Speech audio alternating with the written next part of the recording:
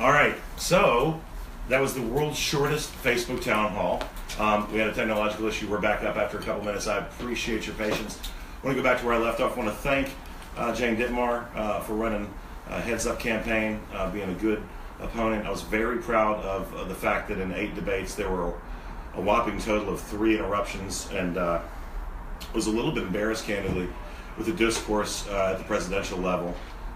Candidly thought that Ms. Dittmar and myself were a little bit more what I think the American voter should expect.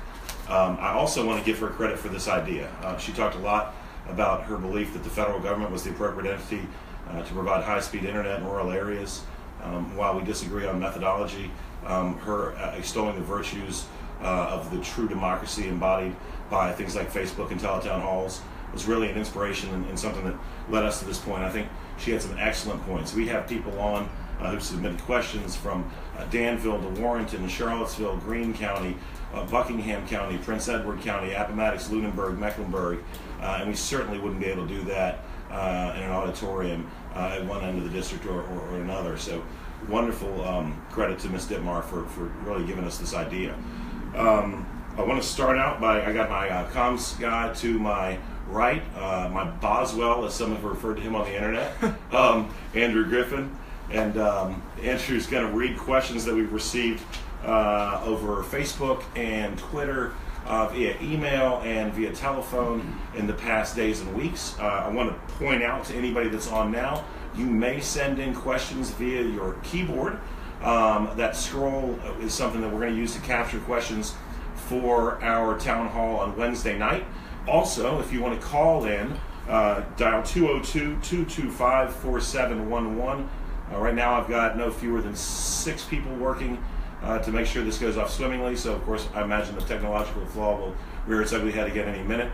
But you can call in again, 202-225-4711 with questions now, or you can put them in the text via the Facebook, which we will call for questions for the Wednesday night town hall. And with that, we're going to just start out with some questions we received over the past days, weeks, and month and a half. So thank you. Andrew, go ahead. So during the Indivisible Charlottesville rally at our Charlottesville office last week, staff had an opportunity to sit down with a lot of different residents that voiced some various concerns. So we're going to start off with a few of the questions that came out there. The first one coming from Clifford Saville and Susan Laserson. And they want to know where Tom stood on eminent domain, specifically as it relates to Nelson County and the pipeline coming through. They have a property there that their family's been living there their whole lives, and they're extremely concerned about what would happen and kind of where they're at in the process with that. So we were a champion of individual property rights during our 5 years in the Virginia Senate, and stand on that same firm ground. Delighted to see laws passed in Virginia and some looking at revision of laws federally as it relates to the Kelo versus New London, where personal property was taken essentially because they said that they could increase the tax base if they put in a shopping center or something like that. I think that's unconscionable. While the AC pipeline issue is one that will be determined at the state level, we've been very vocal. I think I have a role to play in being candid with people as it relates to where I stand.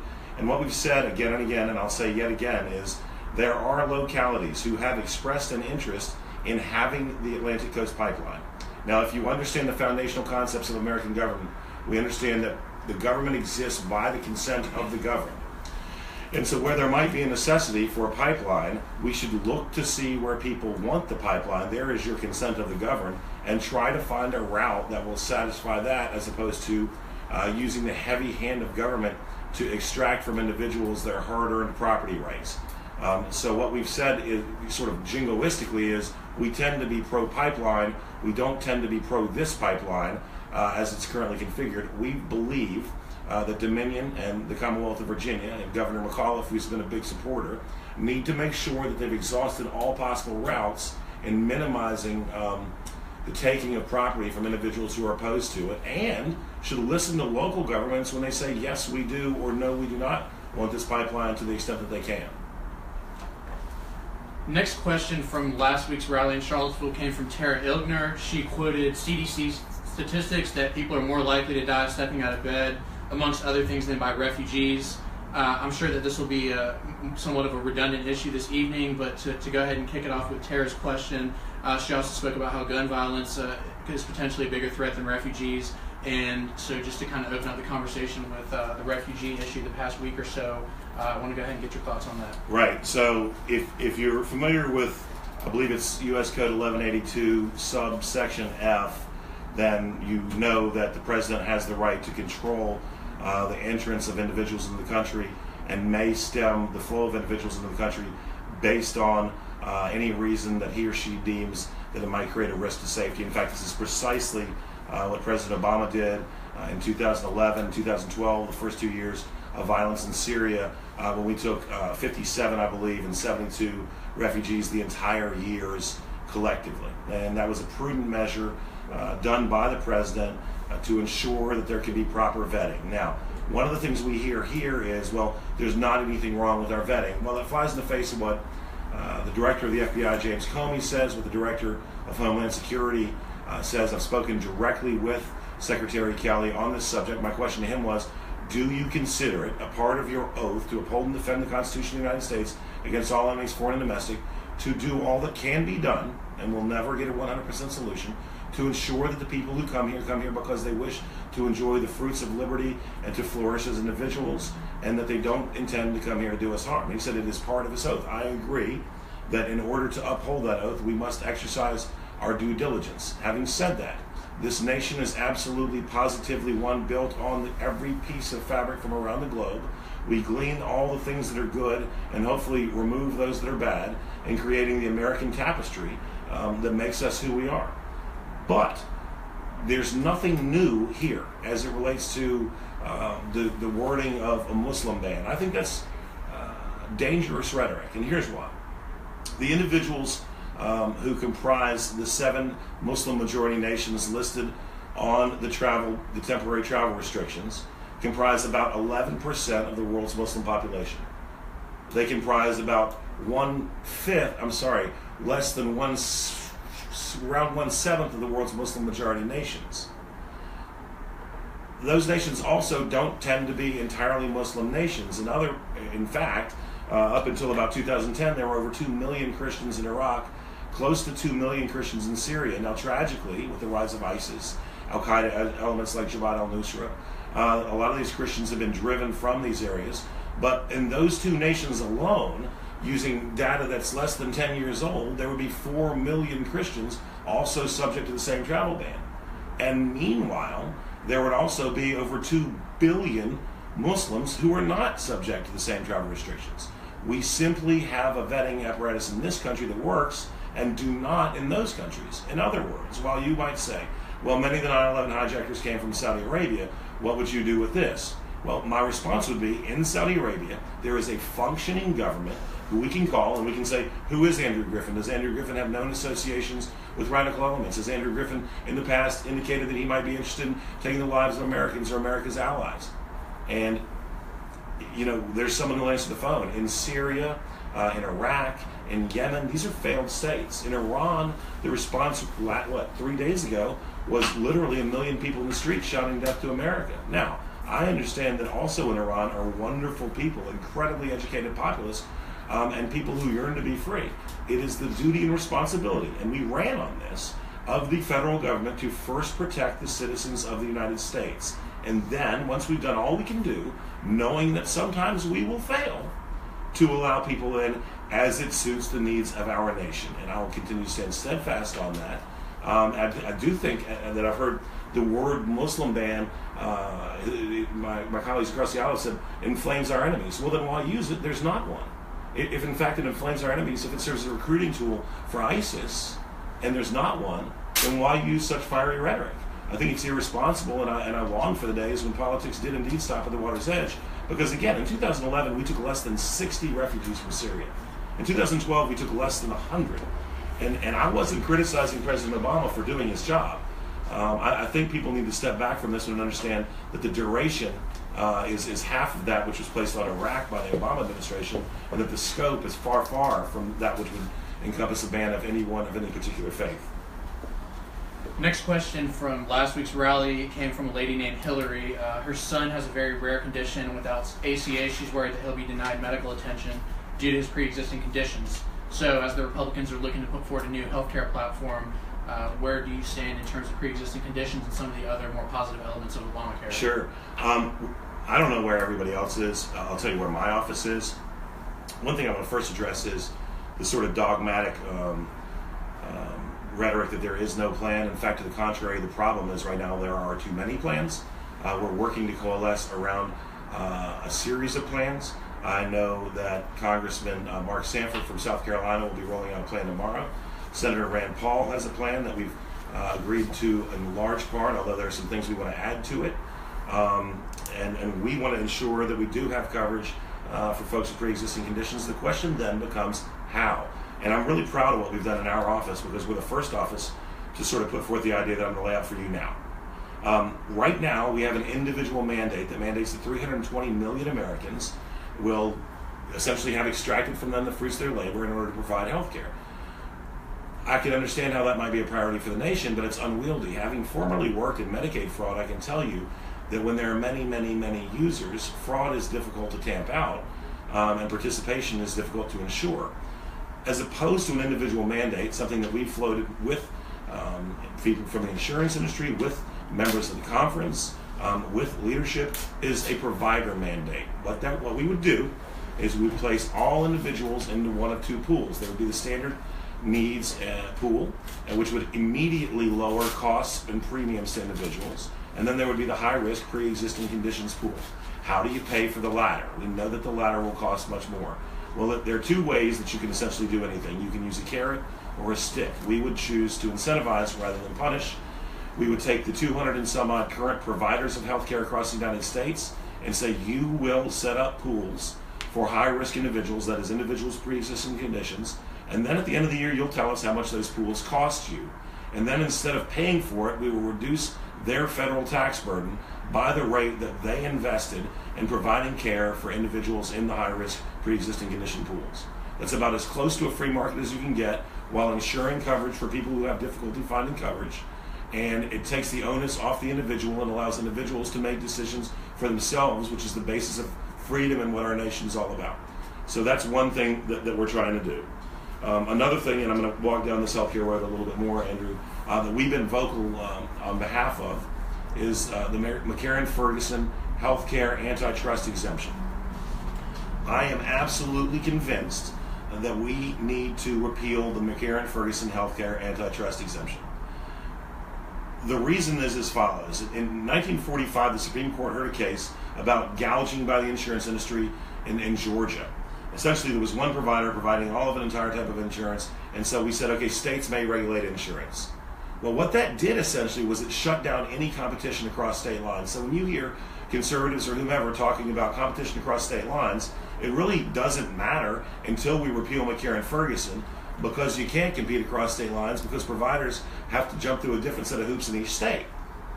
So what we have here is an antitrust exemption that mirrors that in Major League Baseball. And if you're interested in reading more, we had an editorial published in The Hill. You can go to thehill.com and Google search The Hill, McCarran-Ferguson, Representative Garrett. In Major League Baseball, you have a finite number of markets that can sustain a team. You have a finite amount of talent to populate these teams. And so we have an antitrust exemption that limits participation. Why on earth would we do that in healthcare? And we posted that on Twitter, and we got all sorts of harsh criticism. People said it was a horrible idea, and they hated it. And this was the same people who were attacking us along partisan lines. I would point out that the first time the McCarran-Ferguson repeal was covered as a bill in the United States Congress, it was carried by a gentleman named Tom Perriello and a lady named Betsy Markey, both Democrats from Virginia and Colorado. So while I would concede that neither side has a monopoly on good ideas, I'd like to get some credit for taking this Tom Perriello idea and insisting that we implement it as we seek to provide better, more affordable health care for all Virginians and Americans. But McCarran-Ferguson is another thing that's not in the Rand Paul bill that we want to see put in there. So the other thing that I can report to you, having come from a meeting about an hour ago in a small group with Vice President Pence, was, in his words, the president is committed to a repeal and replacement simultaneously. To be candid, I'm somewhat incredulous how they're going to get this done, but that's exactly what we ought to be trying to do. And so I commend him, and I look forward to working with like-minded people moving forward. I do, again, think that there's room for good ideas from both sides of the aisle, and that's why I've taken up Congressman Perriello's mantle in championing the Karen Ferguson repeal. Next question was from Christine Walker. She wanted to hear from Tom that we would ensure that President Trump respects checks and balances because it's needed to preserve our democracy, and wanted to know where he stood on that and making sure that he doesn't exceed the executive authority. So one of the things that we started doing as soon as we got here was rolling back regulatory overreach. When the executive branch creates regulations that have the effect of law, it's unconstitutional. Article 1 provides that lawmaking power, legislative power, is vested in the Congress. And so what happened in the last administration was the president said, I have a pen and I have a telephone and we're going to get things done via executive order. Well, that is super constitutional. We've started to roll that back, ensuring just the very checks and balances that Ms. Walker is concerned about. As it relates to me, the more people get to know me, I think the people who I represented in the Virginia Senate will attest to this, and I think candidly that my colleagues on either side of the aisle in the Virginia Senate will attest to this. I'm pretty much a free thinker. I have been known to buck leadership on more than one occasion. The one that strikes me as most indicative of who I am in my soul is when the Senate Majority Leader, Senator Norman, kicked the press off the floor of the Virginia Senate, and I came out very early and vocally and ensured that we were able to broker a return. I made it very clear to Senator Norman that if the press was not back on the floor within a certain timeline, I would happily cross the aisle and work with my Democrat colleagues to make that happen. And indeed, the press was allowed back on the floor. There was some political capital that cost me. I'm delighted to have lost that capital. I'm delighted to have fought that fight. I'd fight that fight again tomorrow. So where you and I may disagree on whether or not something Mr. Trump's done is appropriate, I can assure you that where he breaches what I think is constitutionally appropriate or supersedes the power that I believe is vested via Article 2 of the Constitution in his office, I will be the first one to stand up and fight. It just might be that you and I disagree on when those events occur. Okay. Guys, do we have any questions from tonight? Because right now these are all and we'll try to speak a little bit slower and a little bit louder for those of you who have called in on that. Am I too loud or too quiet? Too quiet. Oh, I've been being told to lower my voice in here. Speak up. Okay. So we have been pulling a lot of comments. Can the camera come any closer and keep it in frame? Bring the camera a little bit closer. That ought to help with the mic.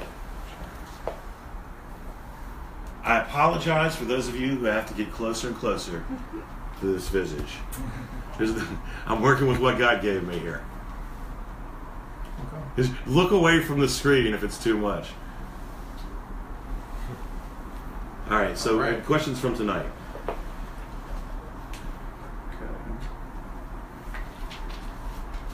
All right, so we have constituent Craig DeBose out of Charlottesville who is asking for more details on Obamacare replacement, just getting down in the weeds a little bit more on, I know Better.gov has, we put some ideas and a framework out there for healthcare. Can we just continue to expand on that a little bit? Well, I mean, the things that our office is championing specifically would be a provider mandate versus an individual mandate. That is, again, to re-articulate, where we went to the companies that already provide healthcare and said, you will create a high-risk pool for pre-existing conditions, and then we will, once we determine what that costs you, essentially reward you in rebating your taxes. It's not a tax credit. It's nothing on the front end. It's saying you will create these programs where high-risk individuals get coverage, and then we will remove from the federal taxes you pay the amount of money that you invested in this critical service. The other thing, again, is the Karen Ferguson repeal, which essentially creates real free markets where people really can buy plans across state lines. We know that scarcity pushes up price and abundance pushes down price. Right now, in places like Pinal County, Arizona, there's literally one provider. And they expect that within months there'll be localities where there are no providers who fit within the rubric constructed by the Affordable Care Act. What we need, if we want to see prices go down, is not one provider or no providers, but dozens of providers where we can allow citizens to vote with their feet in their wallets. Okay, some other ones I pulled in over the past day or two from people that have tuned in that I spoke with. Some of them I spoke with today. Alex Keller has had a handful of different issues that he's called or written in on today and in recent days. One of them being Tom's stance on protecting the environment. So I think the environment question comes down to stewardship. I've been blessed very, very much in having, during my service in the military and subsequently, I think slept in 17 different countries. I've been all around the world. I've never been anywhere, save perhaps Western Europe that was anywhere near as clean or as well maintained as the United States of America. I will talk about the success stories that we have. My wife and I, about 18 months, 2 years ago, took a 52-mile canoe trip from Lynchburg down to the Buckingham State Park on the James River. In 3 days on the river, not counting bridges and overpasses, on the river we saw 3 people and 14 bald eagles. When I grew up, I think I saw 1 or 2 bald eagles in my entire childhood. That's a success story about environmental stewardship and about ensuring that we implement good policy. And you know, DDT and the thinning of eggs and understanding that pesticides enter the food chain and can impact other species. Having said that, everything we do is a cost-benefit analysis. So we need to ensure that we have good hard science to back up decisions that we make. We also need to ensure that we aren't robbing Peter to pay Paul. Right now, in the United States, we're closing coal-fired power plants more slowly than the Chinese are opening coal-fired power plants. We've sent countless jobs overseas from places like Dan River Mills, from Broy Hill and Bassett, right here in the 5th District, to China, and then set up environmental emission standards that reward the Chinese only to punish us as we bleed the very capital that feeds our families and sends our kids to college. So we need an environmental policy that's equal, because candidly, once you release that gas, whether released in China or released in Danville, is released into our environment, our atmosphere, and it's not good policy to allow one nation, one set of standards, and then impose a different set of standards on yourself, because we can't conduct environmental policy in a vacuum from economic policy, and that's a mistake I think we made heretofore. So it's really a balancing act, but I can assure you that I very much appreciate the gifts we've been given vis-a-vis our natural resources and the beauty of the world we share, particularly in the 5th District of Virginia. I'm kind of biased. I think it's as beautiful as any Belgium-sized piece of real estate on the entire planet. But again, we shouldn't conduct our economic policy and our environmental policy separated from one another, and we need to understand that emissions in one place are the same as emissions in another, and demand that everyone restrict their pollution and be good stewards of the environment, so that we can all share this wonderful planet equally moving forward. Okay, so we're up to around 650 people following. So for anyone who's tuned in late so far, you can reach out to our office at 202-225-4711. We're trying to keep up with the comment thread as quickly as we can. Christy Gibson just wrote in on the comment section questions about Republican attempts to defund Planned Parenthood and the ongoing issue that's gone on with that with votes this year. So Republican attempts to defund Planned Parenthood, we actually passed the bill, and I have no regrets. And I'll tell you that ultimately the question becomes, Garrett, you're a libertarian. I passed the bill, carried the bill that made legal any sort of sexual activity between consenting adults. It was illegal in Virginia until July 1st, 2014, for consenting adults to engage in certain activities behind closed doors, not for pay. So I have this libertarian streak. How can I be pro-life? Well, it, to me, stems from what is the appropriate role of government. In our foundational document that we held out to the world, the Declaration of Independence, we said that individuals are equal and entitled to certain rights, that among those rights were life, liberty, and property, then the pursuit of happiness. And so then we said to the world that protecting life is a value that we have as Americans. And I believe that. And so I believe it's within the legitimate purview of the state to try to protect life. Having said that, reasonable people can disagree. The question for me that's seminal is, when does life begin? If you believe life begins at conception, then it is within the purview of the state to protect life. I will tell you this, we will not pass a bill to ban abortion. Planned Parenthood cuts a profit every year to the tune of hundreds of millions of dollars. And money is fungible, and so long as people's tax dollars can be used to pay an electric bill at a facility that then diverts cash to provide abortions at taxpayer expense, I find it unconscionable. So that's not defunding Planned Parenthood. I can assure you Planned Parenthood will continue to operate on a profit. That's simply saying that I do not believe, and I made this clear when I was running, that it is not the role of government to fund activities that others find abhorrent, particularly when they go to such a core principle as life. So, one thing I'm not going to do is try to figure out what answer you want to hear and give it to you. I'm going to tell you who I am and be that person. And that's sort of the essence, I think, of a democratic republic. Okay. moving forward, I have Gio Ogburn, who is asking about your take on hemp growth in the South Side, specifically for job creation. I'm pro hemp. In fact, I can go beyond that. We have demonized a very useful crop by virtue of the fact that it's a cousin to marijuana. And candidly, we've demonized marijuana to a point beyond which I think is appropriate. If you were going to do a tally of lives destroyed by marijuana versus lives destroyed by alcohol, I think that the latter would be far more dangerous. Having said that, one's legal and the other isn't. But we will and already have signed on to some bills to allow industrial hemp. We've signed on to some bills to allow more research on the medical benefits of marijuana. I was the Republican patron of Senator Dave Marsden's bill the last 2 years in the Virginia Senate that allowed the use of cannabinoid A oil extracts to treat children with intractable epilepsies or other related conditions. We know the science works. I know the parents and children who previously suffered from upwards of 50,000 seizures a week who had those numbers cut 100-fold. And there's no excuse when this is the best medical access that there is to not allow that. Having said that, the federal government is where the problem lies. Here's why. Virginia made these things legal, but the pharmacists won't carry them because the federal government still categorizes marijuana as a Schedule I controlled substance, which means that according to the federal government, there is no redeeming medical use of marijuana. Now let's set aside children with intractable epilepsy or glaucoma or all the other things that we know scientifically it's helpful with. And just address the fact that cocaine and heroin aren't Schedule I, or at least cocaine. I might have to double check on heroin. So we've got this rubric where marijuana is cubbyholed with much more destructive substances, candidly because of years and years of stigma and dogma that don't line up. The other thing that really drives me crazy, and I can say this about marijuana policy federally and about immigration policy federally, we have a bunch of laws on the books that we choose not to enforce. And so, if we're going to be, and I was a prosecutor for 10 years, so understand that every law that's not enforced weakens every law that is enforced. And any law that's not enforced uniformly, any justice that isn't blind, is inherently not justice.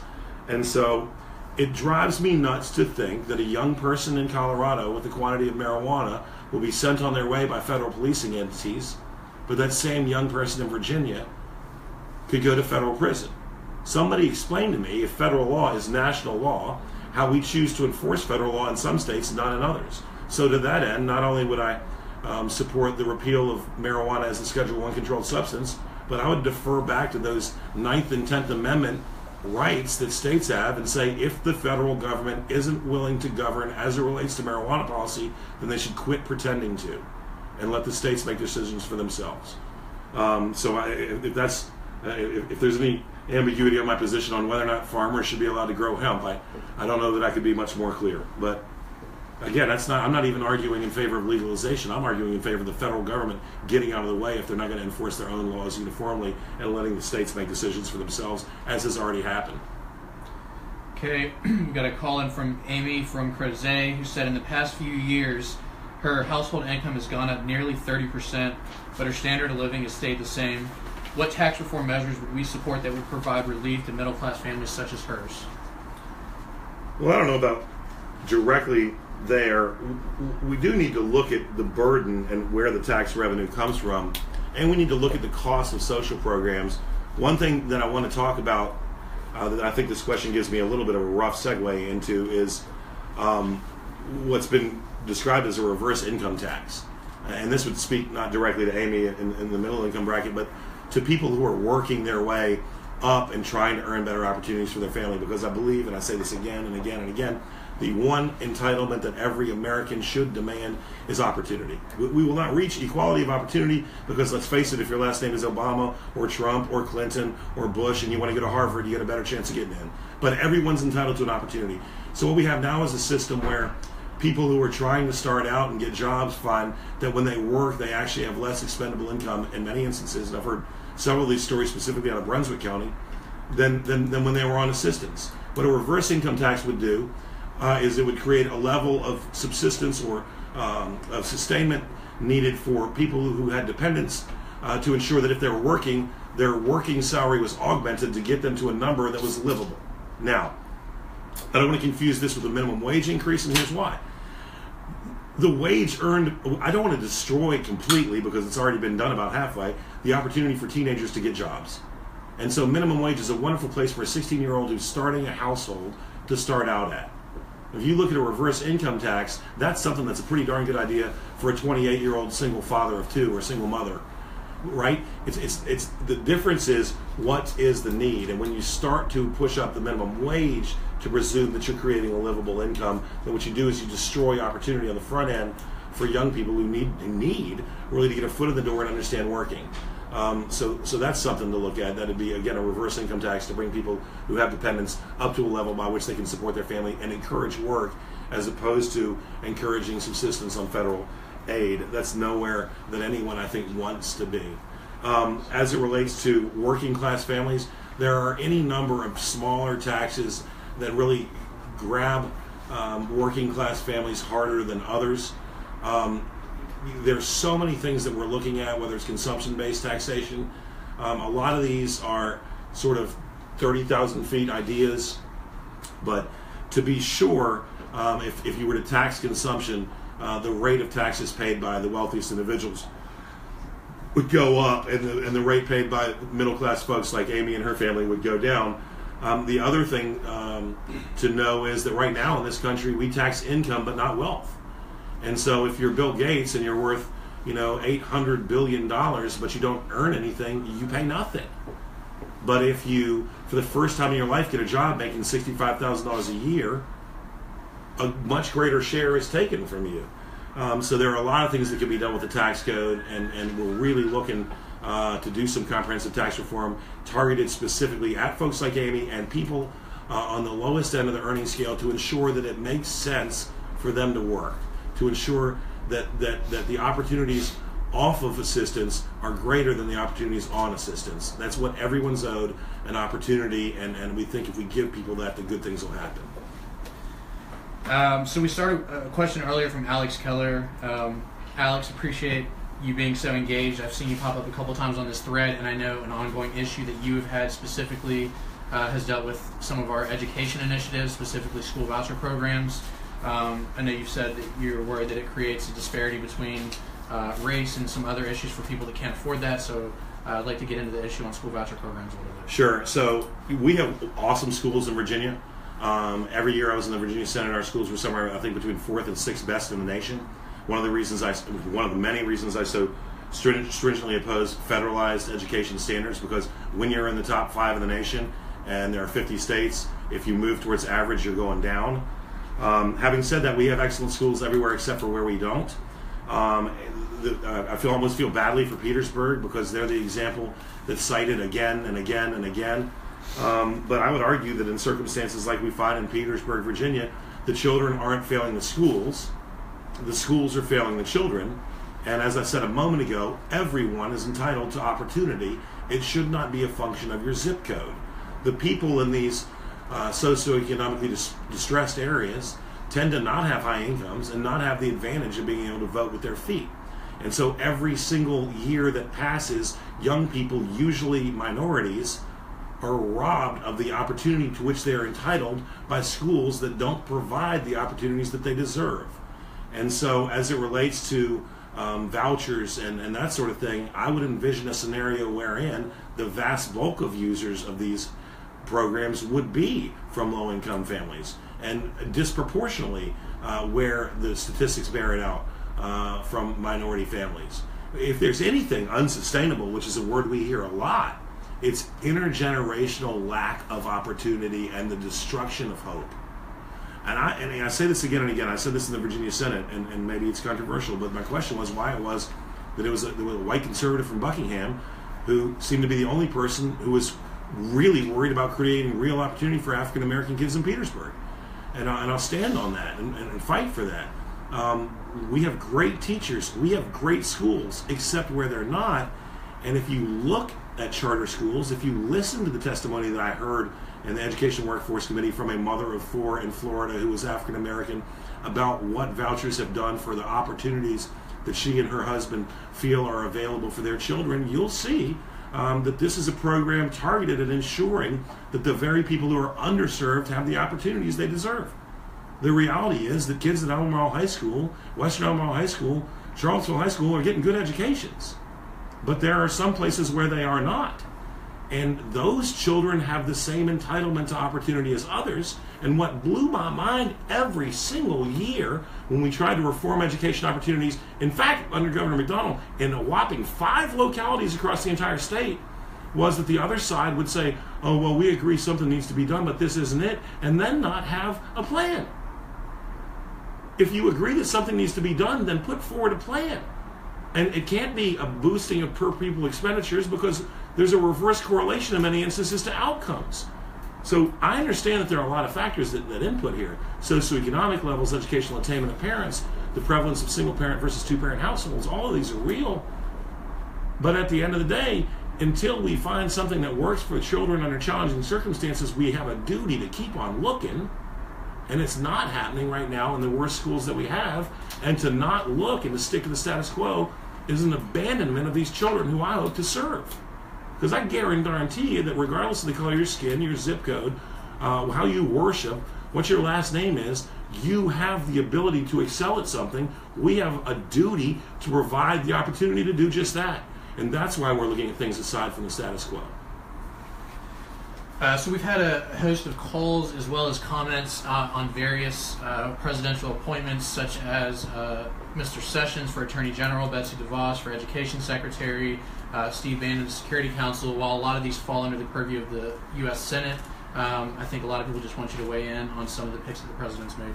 Well, I mean, I don't want to sound trite, but ultimately it was a pretty significant margin in the Electoral College that put Mr. Trump in the White House. I understand that the popular vote didn't say the same thing. I would actually lend some credence to the argument that if you know you can't win in California with close to 60 electoral votes, there's no sense in campaigning there to spend money there to close the margin. And I think Mr. Trump's popular vote loss was less in the nation than it was in California alone. But ultimately that comes down to sort of here's a guy who said what he was going to do and then did it. And I can assure you that during previous administrations I've been very frustrated with some of the individuals who the president decided to surround themselves with. Here's the long look that I took during the Obama presidency that might not make everybody happy, but this is what I said again and again and again. Whenever my friends on the right would say, oh my gosh, this is going to be the end of our nation, we're fundamental transform, whatever, I would point out that this nation survived a revolution, a subsequent invasion by the most powerful nation on the planet, a horrible civil war, an amazingly destructive but absolutely necessary civil rights movement, 2 world wars, and 8 years of the presidency of insert name here, and we still stand stronger and prouder, I would argue, than any nation on the planet Earth. So let's let these folks do their jobs. Let the folks in the Senate do their job. I do think it's sort of shameful that we've taken longer to confirm this cabinet than has ever before been done in history, but people have to make decisions for themselves, and let's stop with the reckless sort of rhetoric talking about who's a Nazi and who's a fascist and who's a racist. If you can show me evidence, real evidence that somebody is any of those things, I'll link arms with you and work to see them not in a position of power. But until that point, I think it's almost like the little boy who cried wolves. We start to hurt ourselves when we throw such powerful terms around so loosely.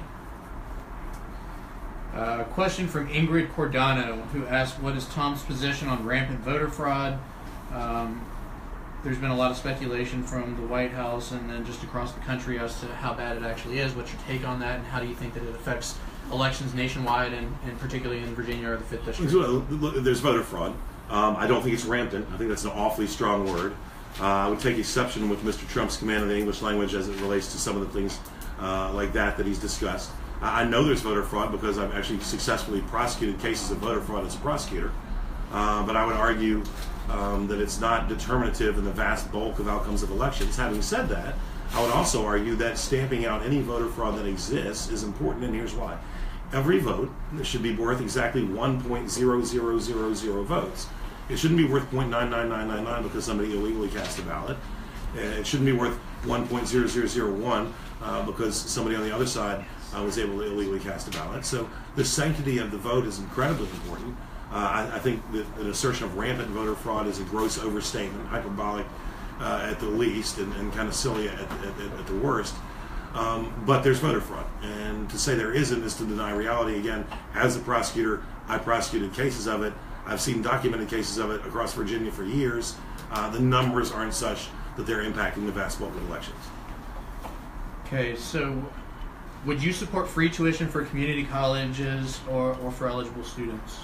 And somebody define free. I mean, ultimately, somebody has to pay those professors. They have to pay the electric bill. They've got to pay the parking lot. They've got to pay for the equipment that's used. What we did in Virginia was carry a bill that would reward academic achievement by tying Virginia colleges to regions and then providing to children in the top 2% of the class. We picked a percentage and not a number because obviously the size of high schools vary wildly across the Commonwealth, with free tuition, room, and board to their regionally accredited university. The reason we did that was to maintain that most valuable resource at home, which is ideas, right?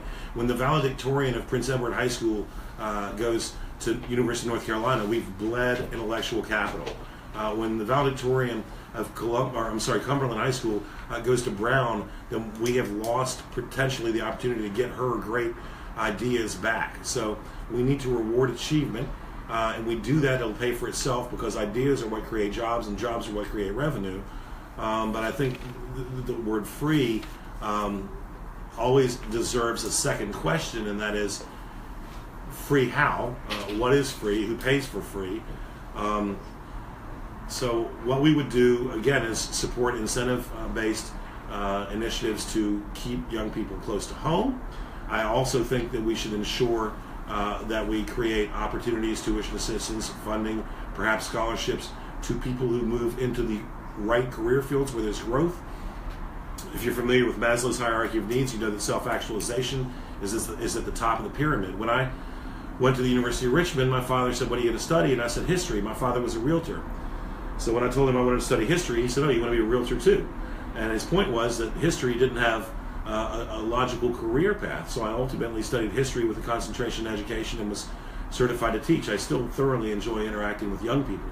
But the reason that I did that was so that I knew that I had a marketable skill in the job world after I left the military. I think if you want to study, Central Asian philosophy, that's wonderful. But you might also want to get a degree in an area where there's a clearer path to employment. And I think part of the reason with the runaway student loan crisis that we face is that we've essentially guaranteed federal money to anyone to study anything for any length of time without any thought to the potential to be able to repay the money borrowed. What you've done essentially then is enslave an entire generation of young people. The next thing we need to do is break the paradigm that I would argue is created by the sort of education industrial complex that defines success. All too often, I think young people are told that success is a liberal arts degree from a 4-year college and a corner lot in a subdivision. And these things are all wonderful for the people for whom they're wonderful. But aside from that entitlement to opportunity that every American has, they also have a right to determine what success is for them and what career path they choose to take. We shouldn't stigmatize blue-collar labor. We shouldn't stigmatize technical, skilled labor. When I served in the Virginia Senate, the old Debating Job Training Center in Amherst County was in my district. They had, I believe that at one point when I visited, 16 young people in the program to become machinists. Before they'd finished, 15 had already been placed in jobs.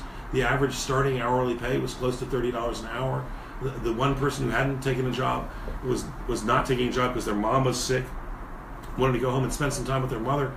But they had job offers that they would then choose from. And I can assure you that these young people starting at $28 an hour to be apprentice machinists will, in 10 years, if they pursue their trade and become master machinists, live right across the street from the doctors and the lawyers and the college professors.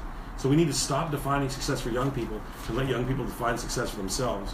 But I can't say that I would support free school of any variety, because the second question begs to be asked, and that is, what is free? Who pays for free?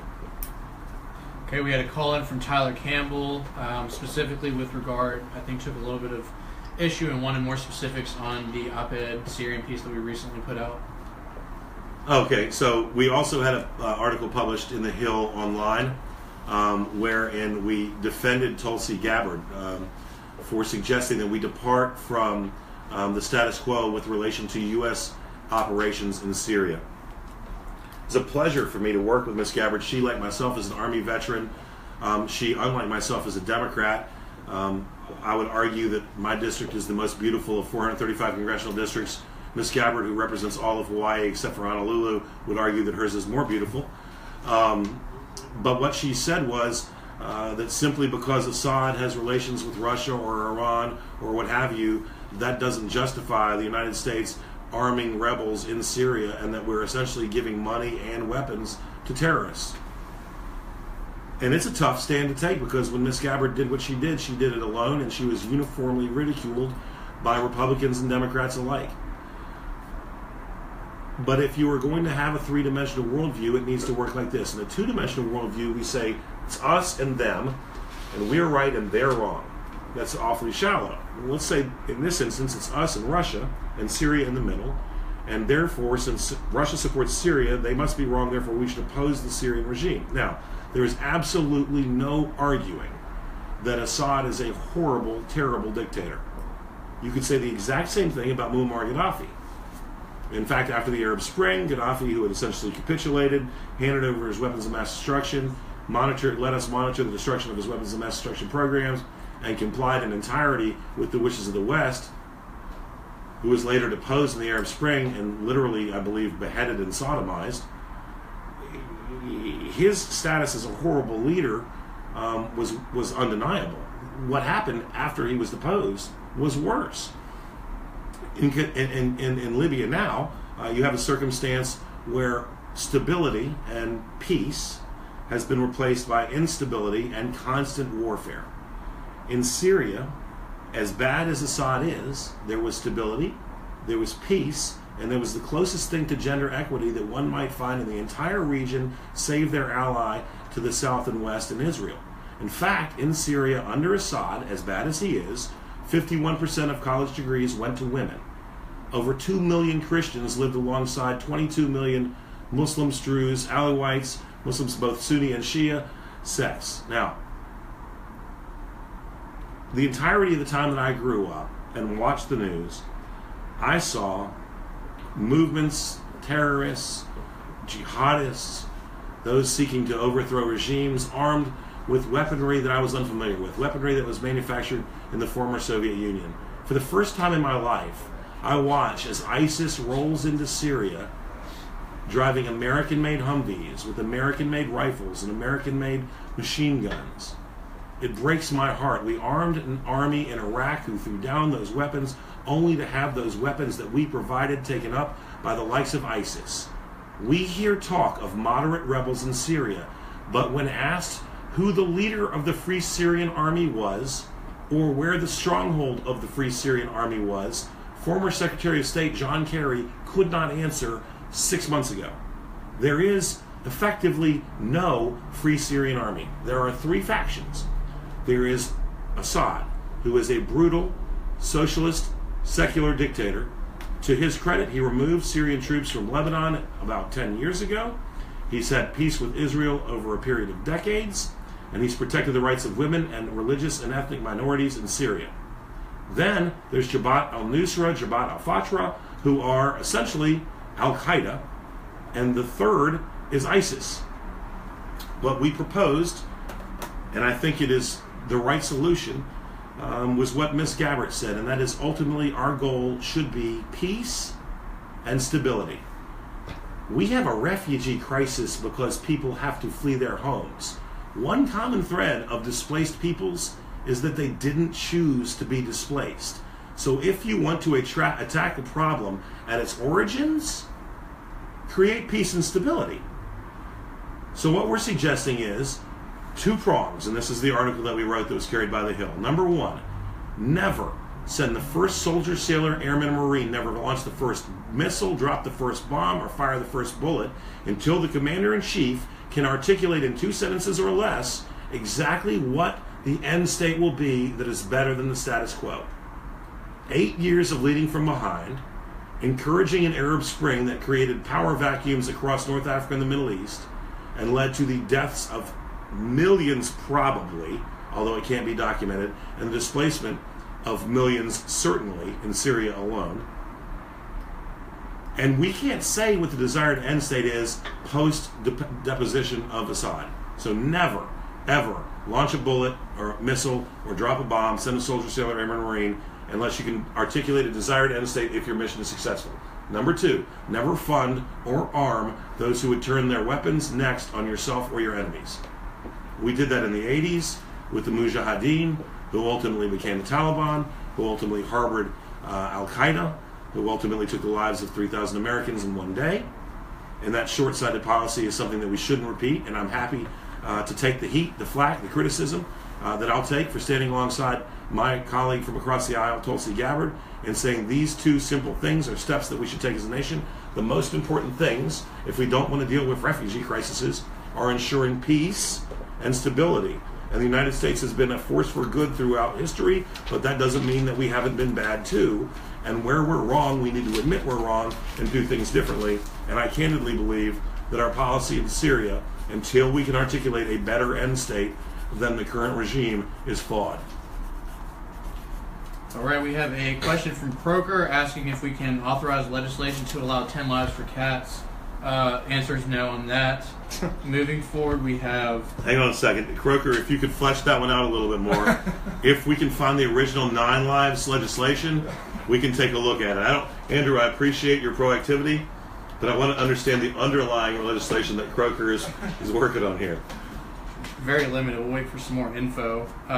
We have Carrie. My dog has just chimed in from the back of the room. She's opposed to 10 lives for cats.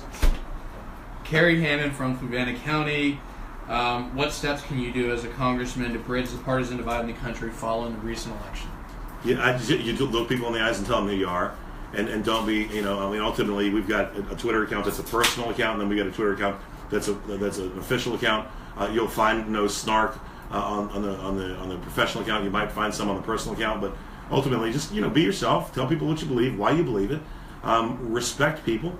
Respect the difference in ideas, and then be open-minded enough to do what we've done with McCarran Ferguson, and acknowledge when somebody across the aisle has a good idea, and then hope that your opponents won't so dogmatically and knee-jerk reflexively oppose you that they'll acknowledge when you've adopted an idea that was first advanced by somebody who they share opinions with. Look, I disagree with Mr. Perry on a lot of things. I agree with him on this. You're bound to disagree with me on a lot of things. That's fine. That's America. But it's okay to agree with me on some stuff too. So that's where it really is. We got a call-in.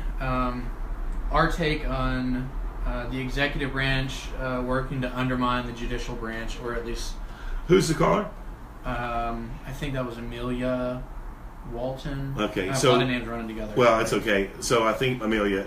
So I guess the rhetorical could be my take on the judicial branch working to undermine the responsibility of the executive branch. Ultimately, again, we have to look at the law. I believe, again, it's Federal Code 1182 sub F that outlines what the president may and may not do as it relates to immigration. It's pretty amazingly broad. This thing ultimately could be resolved in the courts. I think I know how it would break down. That is an injustice as it relates to the discharge of the duties of the folks who are up here. There is either a problem and a security concern or not. If you believe there is, we have a duty to act. To that end, my hope is that the president will repeal the executive order and reissue an executive order that he's done a better job essentially doing the front end legwork on, because I think if that happens, it sails to the courts and we can get about the business of discharging our responsibilities to protect and serve this nation and this Constitution that serves us all so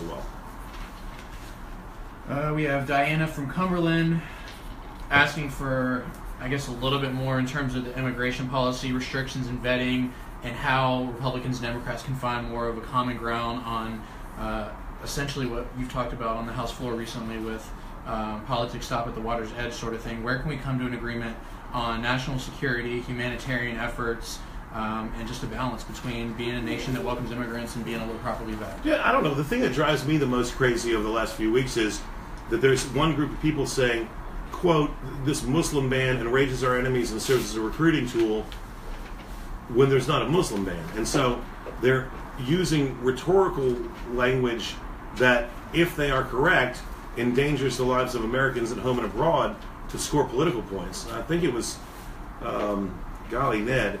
Senator Vandenberg in 1947, who was a presidential hopeful, a lot of people thought could beat Truman, who coined the phrase "politics stops at the water's edge," blunted his political offensive in order to support President Truman as it related to engaging in foreign policy. And I think we could all sort of take a page from Vandenberg's book. It would have been easy for Republicans to point out that President Obama only allowed 57 Syrian refugees into the United States in an entire year, less than 200 over an entire 2-year period during the bloodiest phases of the Syrian civil war.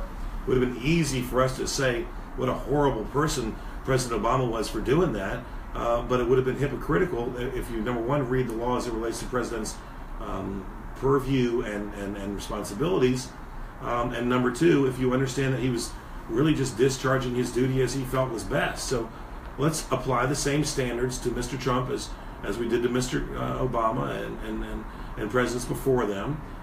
Let's not fly off the handle before we understand exactly what's entailed and what isn't entailed in actions taken, and let's look for commonality. Let's, again, I'm proud of the fact that I was looking back through things that Tom Perriello supported as healthcare alternatives and positive steps, and was able to grab one, give him the credit, and adopt it. And so if we can all do that, if we can all acknowledge that maybe no side has a monopoly on good ideas, it is what it is. We're going to disagree. That's okay. I served in the military in a nation where when people disagreed over what day of the week to worship or how they spoke the same language with a different accent, they killed each other. Here we have elections and we march and we incite invective, and sometimes people threaten to kill my dog, which is really not cool. But we get along at the end of the day. And so let's look for the common ground where it exists. Let's disagree articulately and vehemently and respectfully where we disagree. And we can do great things.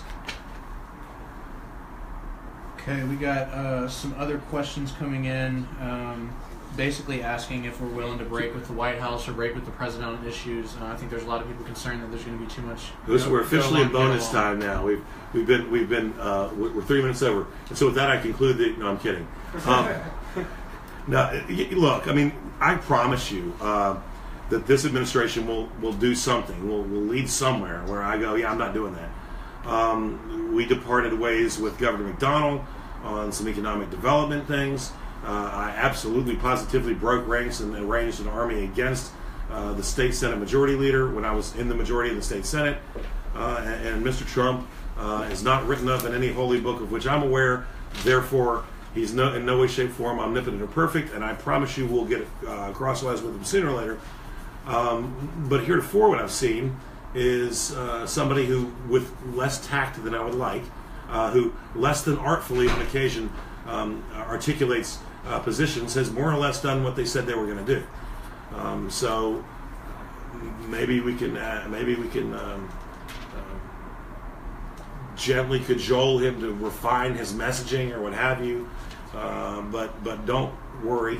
The day will come when we proudly stand up. In fact, candidly, I may be doing that on the Syria policy right now. I didn't check with anybody before I agreed with Tulsi Gabbard. So far as I know, publicly there are two of us, one Democrat and one Republican, who say that peace and stability are more important than winning regional proxy wars, and that we could solve the entire refugee crisis if we could just create a scenario where there weren't people who needed to be refugees.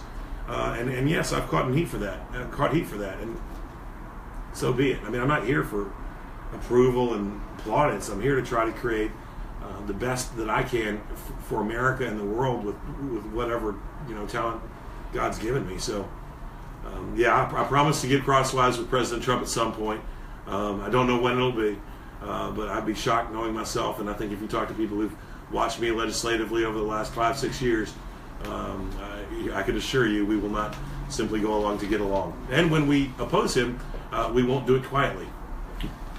So I think we're going to go about 10 more minutes. There's a whole lot of comments coming in. I just want you all to know we're doing another one this Wednesday, 9 p.m., and we're going to have staff pouring through this tomorrow, getting all these questions and names and everything so that we can really hit those on Wednesday night so they're not being overlooked. And we're going to do, I mean, there'll be dozens of town halls every year. Some will be on the ground, and most will probably be via the internet. We'll roll out the schedule when we can, it's the questions that come in the Facebook feed, or what we're going to call what we have here are Facebook, Twitter, phone, email questions taken over a series of days, weeks, and so we're going to try to get to everybody we can. But what an amazing opportunity to serve, and thank you. Regardless of whether you agree with me or disagree with me, thank you for caring enough to get engaged, man. That's exactly what makes us who we are, and I'm proud of that. And again, let me tell a story real quick, Andrew. I had a question. I can go longer. I was at Charlottesville High School, and there were 3 very well-spoken, sharp young ladies who questioned me very vociferously on issues, and it was clear that they did not agree with my opinions, and they did their questioning really well. They were great. And when we were done talking, they came up and they were continuing to run questions at us. And I said, you guys don't agree with me a lot, but you're awesome. And I'll tell you what, I want you to stay engaged and stay involved. And even if that means working for my opponent in a couple of years, I want you to do it. And they all almost at once said, we already worked for your opponent. We're going to do it again. But that makes me happy. Not that I can't, win over everybody to the way I think, but that people who don't agree with me are engaged, and really in that case, with young adults, did so respectfully, vehemently and stridently, but respectfully. So if they're out there, God bless them. I like them a lot, and I hope that Monday they'll come around. I'm just kidding. So one or two more. Phyllis Manita wrote in today saying one of the issues that she wanted us to address was if we would be supportive of legislation to either imprison or fine employers who hire undocumented immigrants. This is actually an issue. Tom and I traveled through Southside this year with tobacco farmers, amongst other things, with visa issues and Department of Labor regulations. We went to a tobacco operation where they employ upwards of 50 H-2A visa workers. These are individuals primarily, in this instance from Latin America, who come up seasonally to work in agriculture. That's the A in H-2A. The system is such that before they can hire these H-2A workers, they must first advertise for American workers to take these jobs, right? And then when they can find no American workers to fill the jobs, they may hire them, and then they have to hire them all at the same rate. So at this operation where we were, the H-2A workers earned $10.72 an hour to pull tobacco. The contention of the individuals who ran the operation was if you could get $10 an hour to be a greeter at Walmart or $10.72 an hour to pull tobacco, and you didn't take the greeter at Walmart job, then you were an interesting individual, the likes of which they weren't familiar with. So these are hard-working people who are coloring inside the lines, obeying our laws, traveling here, earning money, and going back to their countries and supporting their families. One of the things that blew my mind was that there was one individual, I believe from Guatemala, who was earning $10.72 an hour, who had been doing it for 40 years. I said, well, why don't you pay him more? I mean, clearly he has greater knowledge and value to your operation than the individuals who've been there for 1 year. And they said, we're not allowed to. The federal government says $10.72 an hour is what we pay. So in this instance, this man, who's working harder than just about most of us are, is earning the same amount of money as somebody who's been at it for a year because the federal government's regulated him. But why I answered this question this way is these people on this tobacco operation, by coloring inside the lines, undercut themselves by virtue of individuals who will hire illegals who will come in and do the same work for $7 or $8 an hour. And so the people that are suffering aren't just Americans by virtue of having the value of the work pushed down vis-a-vis a labor pool that's expanded beyond what it naturally exists, where it naturally exists, but also other individuals who are willing to obey the laws of the nation. You know, E-Verify exists. I don't blame undocumenteds or illegals, whichever you choose to call them, for being here at all. Candidly, again, as I said on marijuana policy, we have a series of immigration laws that we have chosen over the years on the left and the right not to enforce. And if you have laws that you do not enforce, you should either enforce them or change them to create a situation wherein law is respected because law is upheld. So, yeah, absolutely. The people who do play by the rules, even the people who are using H-2A workers, God bless them, because they're busting their rear ends for not a lot of money, are being cheated by the people who are cheating. And so, yes, that's something that we'll certainly take a look at. We want to look and see what other legislation is out there. We certainly want to create a circumstance wherein employers won't be penalized for innocent mistakes, where somebody stole a Social Security number or an identification. But yeah, the degree of suffering that goes on by virtue of our failure to enforce our own laws impacts people literally across 2 continents at the very least, if not the world. And what we need to do is create clear lines and clear pathways to become citizens, to come here, for people who add value to our nation, that aren't so time-consuming and draconian that it's harmful and having people obey the laws.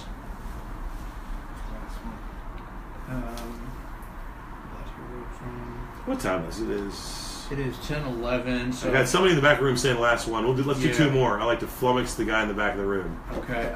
So one issue that's come up the past couple weeks, it started on week 1 with regard to background on the independent ethics board that came up on week 1. There was a lot of quick headlines that hit. I don't think people understood the background.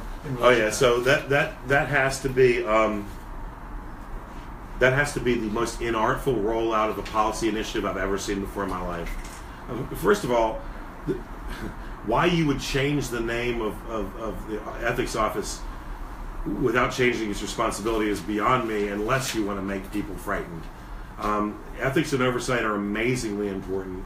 For the last 8 years, it was Republicans, screaming and yelling about the Clinton Foundation and that sort of thing.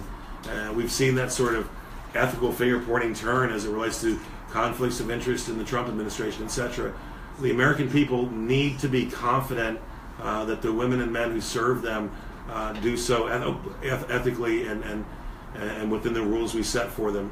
Let me be clear on what this ethics change sought to do. In the United States, constitutionally, you have a right to confront your accuser in court and know who your accuser is.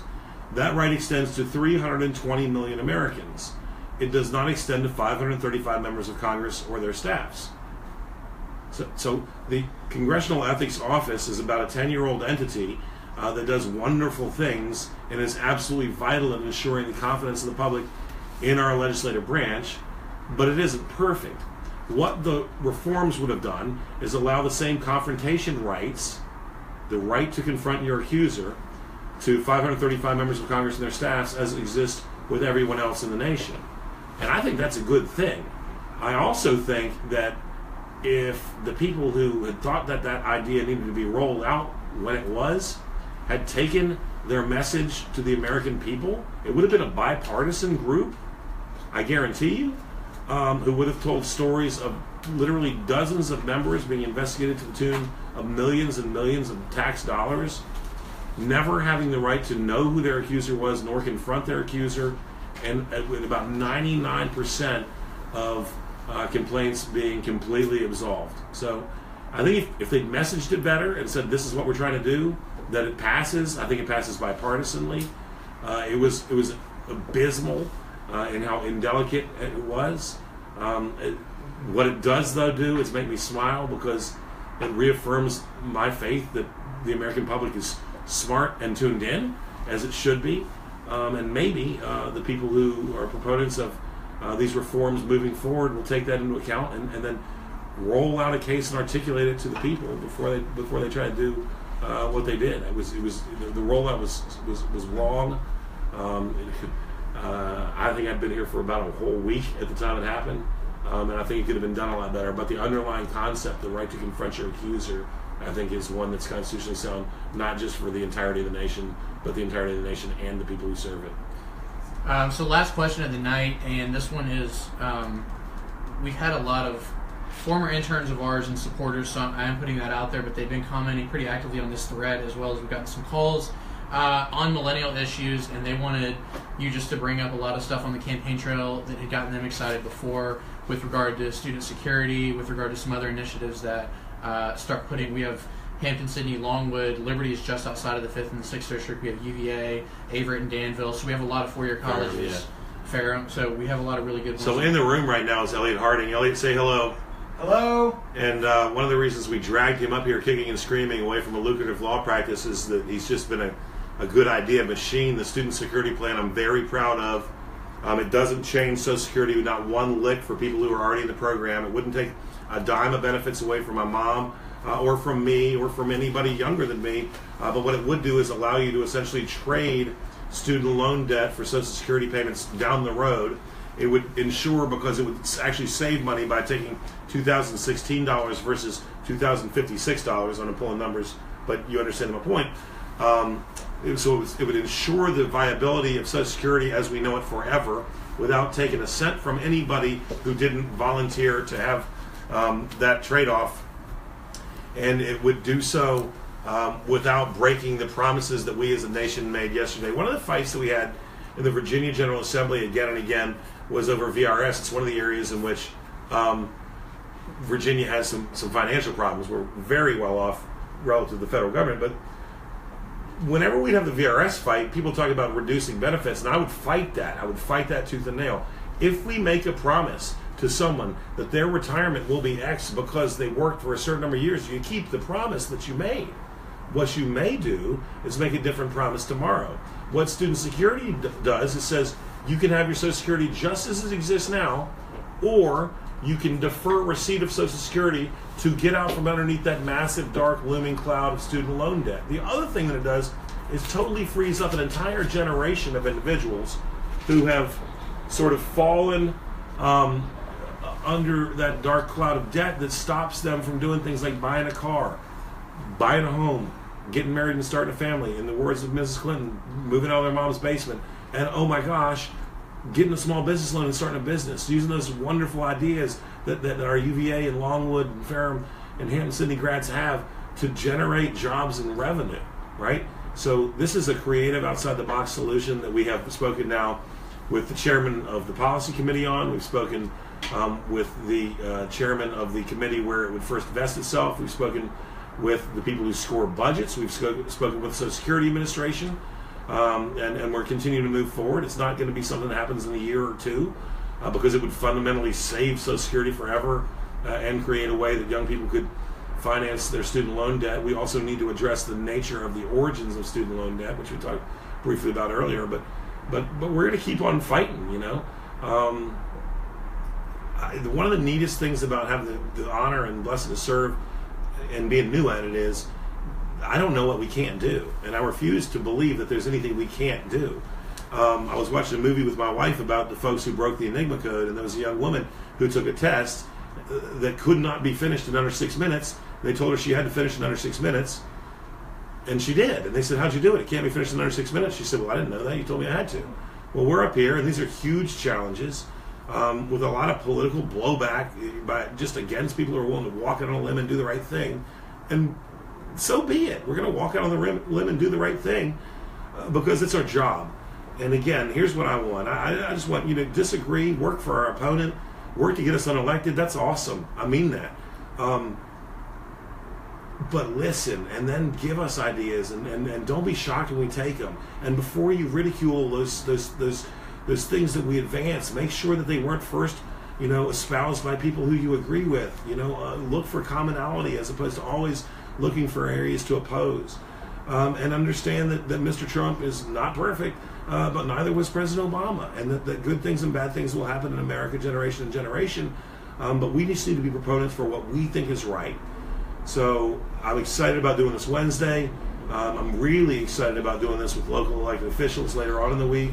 I can promise you we'll do these, probably at least a few times every month. And we've already made, I think, 14 stops in district. So These things in no way, shape, or form replace, and that's 14 stops in the district when we've been out for probably less than 14 days since we've been here.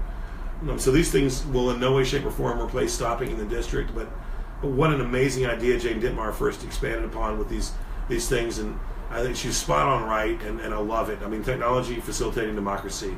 That's great. And thank you a lot, and we look forward to seeing you guys again soon.